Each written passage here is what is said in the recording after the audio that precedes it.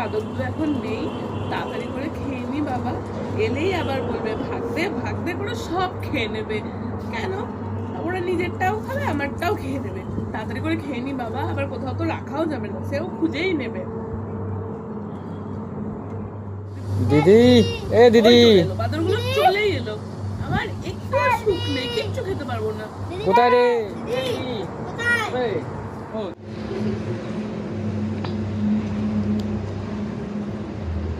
দি তুই বলে ভাই বাইরে সাইডে চ। এই যে বাঁদরগুলো আবার কোনো প্ল্যানিং করতে গেছে, নিশ্চিত আমি।